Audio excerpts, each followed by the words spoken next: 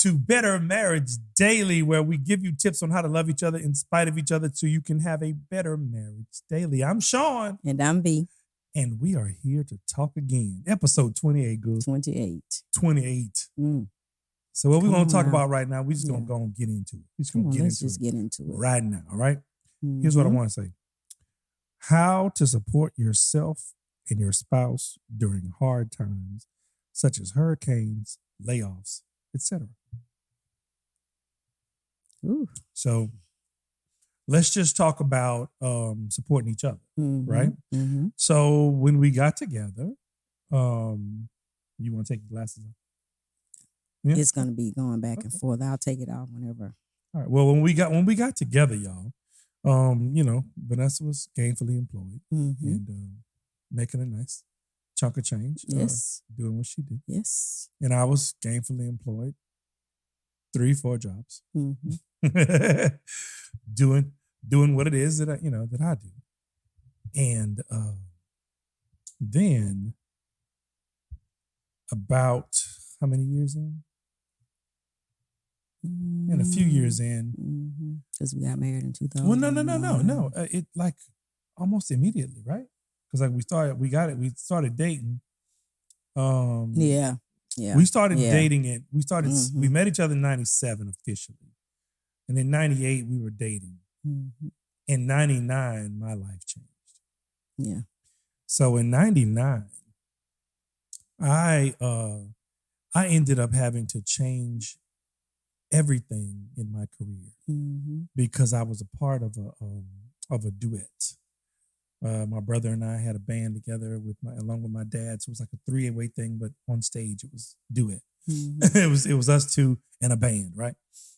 So that was the entirety of the majority of my income.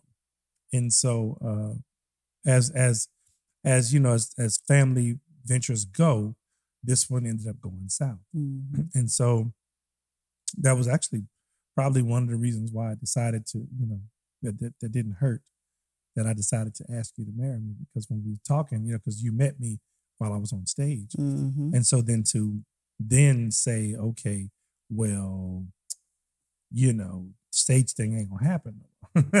Right. Right.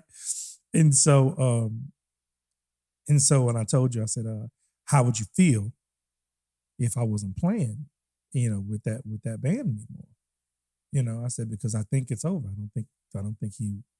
I just don't think Mm-hmm. it's gonna work. I think he's wanting Time out. says it's time. Yeah, I think he's wanting out. Mm-hmm. You were like, look, as long as you're doing something. I was like, okay. And so 1999 came, Labor Day weekend. Matter of fact, right now, this is the year I'm celebrating 25 years as a solo artist. And we've had a lot of great Beautiful. accomplishments Yes. in Yes. those 25 years. Lots. And so I want to say, first of all, to y'all, if you have had a setback, or if you've had something that you thought was devastating, I can tell you that it may be for your good. God may use what they tried and turn it around for your good, because he Yes. sure did it for me. Yes. Surely he did it for me, because man, I'm telling you, I can't even imagine having all of the accolades and doing all the things that I've done, having to negotiate and, beg and plead to other people to go. Mm-hmm. You know what I'm saying? Mm-hmm. It's crazy. So I started my own. I had to start all over, and started my own, and it was okay. It wasn't bad. I was actually ended up making more money. Mm-hmm. Ended up making more money because I didn't have to split it. Right. So that was cool. And then in 99, then in 2006, a short 7 years after, January 1, 2006, I stopped playing music. So now I'm no longer playing music. I'm no longer got this readily accessible Mm-hmm. every weekend money. And I don't even know what I'm going to do with myself. So you're very supportive in this time. Yes. Very supportive. I mean, I see the underlying tension. Mm-hmm. see it But all. I was supportive. I see all the underlying tension, but Mhm. you did very good without letting it jump out your mouth. Mhm. You know what I'm saying? So it was really cool because at that point, I then had $0 coming in. 0. So I go from traveling the world, making 6 figures, bringing that home and having we can do whatever we want to Mhm. do, to now I'm at the house praying, trying to figure out what's going on Yeah. and Trying to figure out what next. my next moves are. And so I start, I think, did I start? Yeah, I started substitute teaching. Mhm. So I would substitute teach, and I did that for a while. I was substitute teaching, but no, I was already substitute teaching. So what had happened was, whenever I shut it down, I had to substitute every day. Right. So I was taking all the sub Right. gigs. That's Yeah. what it was. And so for 6 months, the only money that was coming in was the money I was making as a sub. Mhm. And that's $50 a day with a degree. Right? So that was the only money we had coming in. And then I started hustling. I started doing like t-shirts. I started doing everything that I knew to do to bring in money. And I was bringing in money and it was cool. But I was like, man, I'm like, God, I got to do something. And so what ended up happening is I started selling cars. So that's 2006, June 2006, I started selling cars. So she held me down from uh from January 06, that's 6 months. 6 months where it was kind of really hairy. And then I don't know if y'all know this, but after you've taken a lot of money out of a household and you've depleted savings and you've depleted all the stuff like that, it takes a long time. Generally, now you can be blessed and do something else, but it generally takes a long time for you to get back to some level of solvency, Right. where you're like balanced and you're cool, Mhm. And it took us a long time because selling cars was cool, but it wasn't my final thing. It wasn't my thing that I'm supposed to be doing. Mhm. And so I believe that because of that, I was never really super successful. I was very successful, one of the top salespeople, and I learned all kind of stuff. But my desire was not to be there 24/7, Mhm. because I was like, I can't be there 24/7, because if I do that, then I've given them what I need to be given to myself. So I've Mhm. always understood that I needed to invest in me if I'm going to go all out like that. Now granted, I did my job well. I was excellent. I didn't steal from them. Didn't do. I did my job. But I didn't Still as in still time. steal as in steal time. Steal as in steal money. Steal as in steal. Take cars and go out for the weekend. I ain't do none of that. You know. Yep. And so I had all that stuff going on. But then, so now I'm working, but I'm still not making the money I was making playing music. Yeah. Man. So now she's still holding me down. And we revisit the conversation shortly about the fact that she's making more money, that she's making money and like her money, and she keeps seeing her check go. And I'm like, really? We ain't going back there. We're going to go back there. Because I think she might have just felt an opportunity to one up me from the time before. I don't know. But I it don't know. I wasn't can't it wasn't tell a you. big deal. It was never a big deal. So we made it. We made it through that. It was challenging. I worked longer hours than I've ever worked in my life for a paycheck, and it was a great experience.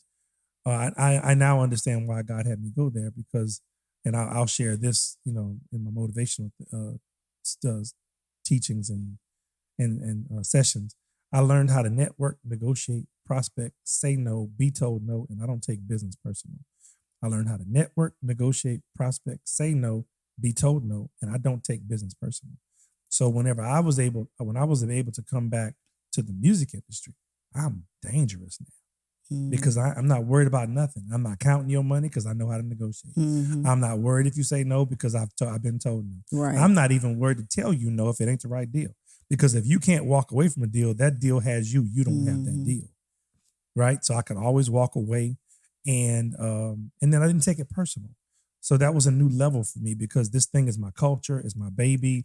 It's my everything, it's my family's legacy. So I'm very emotionally tied to, well, I was very emotionally tied to it. And when you're dealing with the business side of it, it can be kind of interesting. Right. So I just understood that I had to keep hustling. So I kept hustling. I kept moving. And you kept doing what you were doing. Now, the topic is holding each other down. So while I was going through, talk about your perception and your side of me going through to the people. No, it was challenging. I had to remember that, when times got really, really challenging, that, just depending on God for sure. And realizing that He was our source, God was our source, and that He's never failed us, and He wouldn't fail us, and just to believe that everything we needed, if we didn't have it in hand, was on the way. And that's how I was able to manage my thoughts. Now with you, because I know that you were trying to figure it out, I had to really be in touch with my feelings and make sure that those feelings never came out per se. Yeah, they did. I know they did, but I'm saying I had to be in touch with my feelings. I didn't say I failed a lot, but I'm telling you what I wanted to do. Yeah. Because I knew that everything, not everything, but some things depended on how I dealt with them. You know what I'm saying? I didn't want you to feel any worse than you did. You know what I'm saying? So I tried to manage my emotions about the whole thing. Because even though we know sometimes that things are the way they are because they should be, still as humans we don't enjoy going through. No, not at all. We just don't. So I had to really, really, think and be purposeful in the way that I related to you, things that I thought I could not say. I had conversations in my head again, but there were some things that I just couldn't say because what you didn't need me to show you is how much I was freaking out. Well, yeah, but I knew. Yeah, you knew, but I'm saying my showing it the way I felt on the inside, you did not want to see. Oh yeah, because she was ready to holler. No, it wasn't even about hollering. It's just wanting to just I'm tired of this. I'm tired of this. Yeah, I'm ready scream to do something and else. just be like, "Ooh, this sucks." Yeah, and that was that was a long time. Yeah, I sold cars for 10 years. Yeah, that was a long time. And for me, not playing music for those 10 years, oof. Yeah. I realized later that I was in like a mild state of depression. Yeah, man. Yeah, I remember. But you held me down. You held me down, and everything was, everything worked out. Yeah, I did. I did what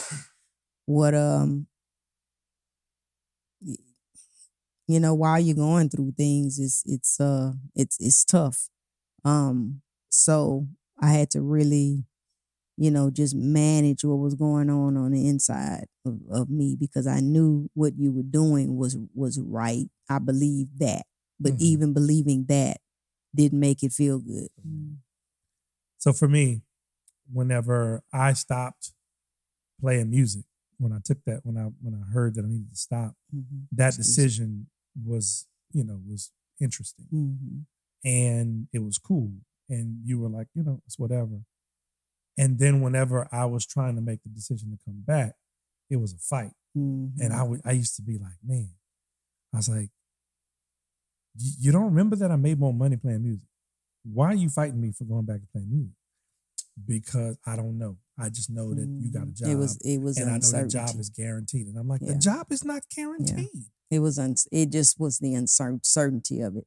I think. I was like, man, I can go back Mhm. and play the weekend dances and make way more money than I'm making right now. And it was just a thing, but I had to know that was my test. It had nothing to do with her. It was my test. I had to be like, okay, wait a minute.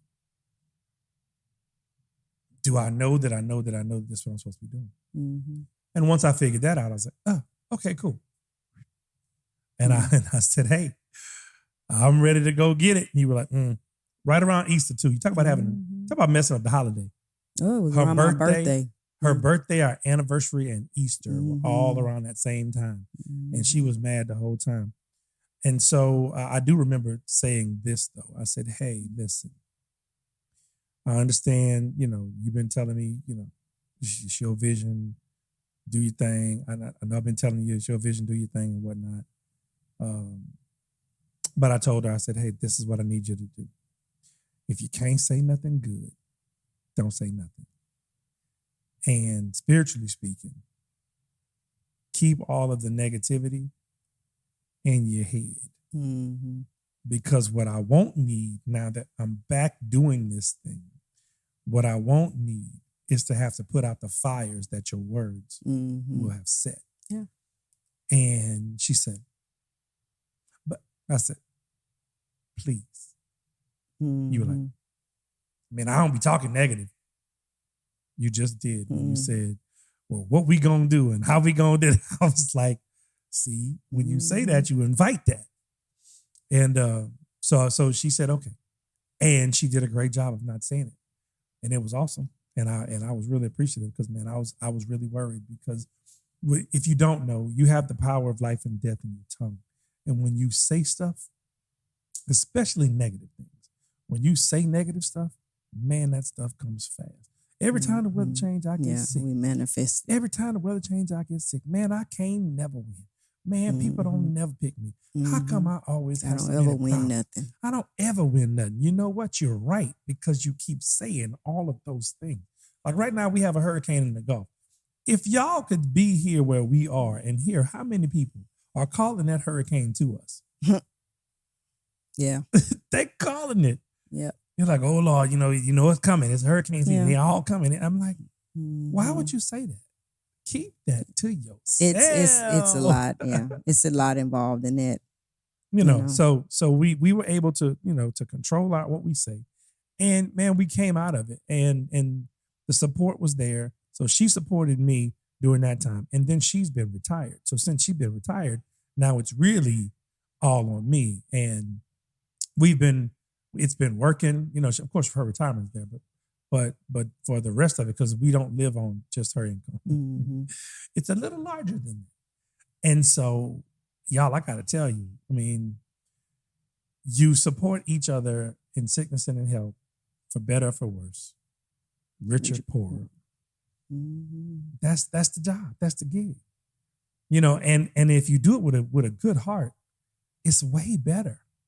It is. It's way better if you do it with a good heart, because if you do it with a good heart and you're looking to bless and love and out-love each other, then you can't lose.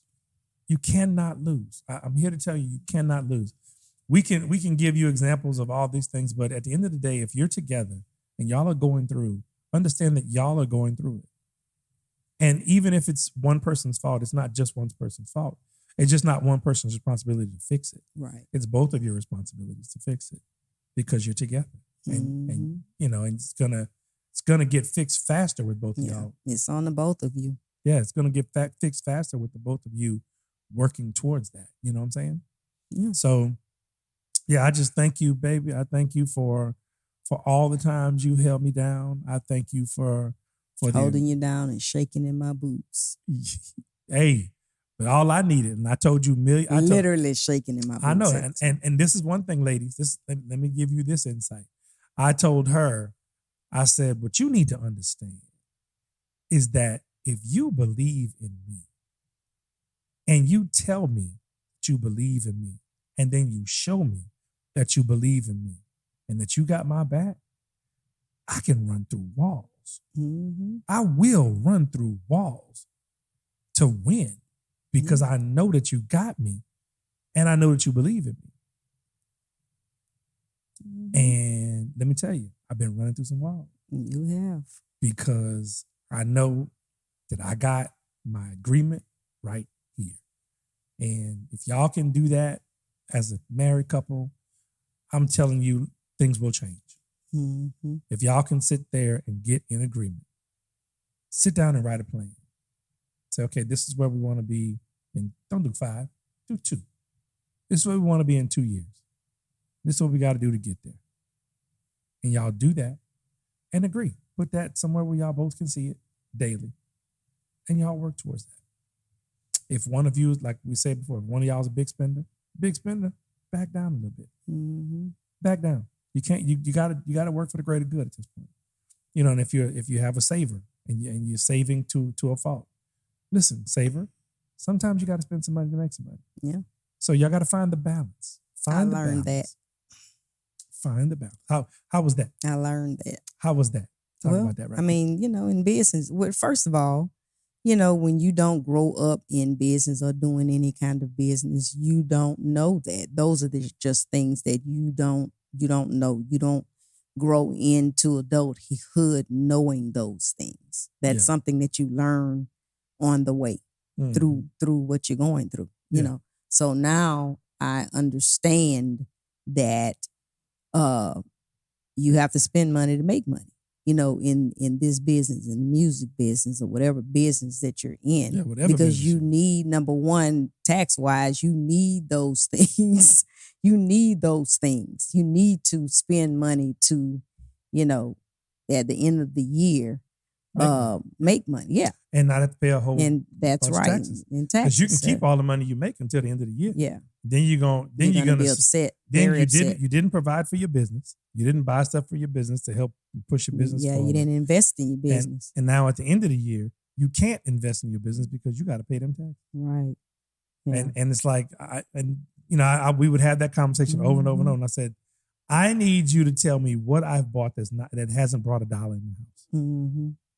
Yeah. Once you I was like, pose that question, then I was able to understand. But you were like, but I didn't get to spend the money. Yeah. You spending money, and I didn't Yeah. get to spend no money. Sometimes. And I was like, sometimes. yes, but I'm not just spending money. To be spending money. Yeah, what you gonna go do is just gonna be back spending in money the business. Yeah. I was like, So well, once I understood that, I don't question it. I just want to, I really don't. well, yeah, but that's because we separated the money. Yeah. We put that the too. business money over here, and then the Right. house money's over here. Right. So she don't even get to see the business But I money. still can. I have access. You got to access it. to it, but she don't go watch it because But that's I mean, that ain't her thing. Yeah, it's not my. But thing. it also saved us because now I don't have to go and be like, hey, I'm about to spend this money. No, you're not. Mm-hmm. Yeah. That helped. In which the money doesn't need to be business and personal, and It shouldn't be together anyway. the money that you run your home with and everything should not be together anyway. Yeah. So yeah, y'all. I hope that helps. I guess at the end of the day, the takeaway is this: you're in it for better or worse, rich or poor, sickness and health. And whenever you're on the poorer side, that's going to test you. That's going to test your resolve. It's going to test your commitment to each other. Oh, definitely. And Commitment to each other. Yeah, especially because there's always somebody, some John or Jane that's got money and talk about, oh, you shouldn't be struggling like that. If you were but that's why you need to keep people out of your business. Keep people out your business. You have all these other voices, that you're lending an ear to. You're lending an ear to, and that is totally opposite than, of what you need to be doing. Yeah. You don't need people in your business like that. Nope. You don't know people's motives, and sometimes their motives are they don't have a motive, and things happen. So you keep people out of your business. Keep them out. Keep them out. Yeah. So keep people out your business. Stay close. Stay tight. Talk. Figure it out. Whenever you hit a rough patch, understand it's just a patch. You're going to forever be going into a storm, in the middle of a storm, or coming out of a storm. Get used to it. And why is it that we know that life, life is going to have all of these things? Yeah. It's going to have joy. It's going to have, challenges. It's gonna, have just things happen because we're living a life. We weren't promised that we wouldn't have any kind of issues doing this life, but a lot of times we forget. We forget.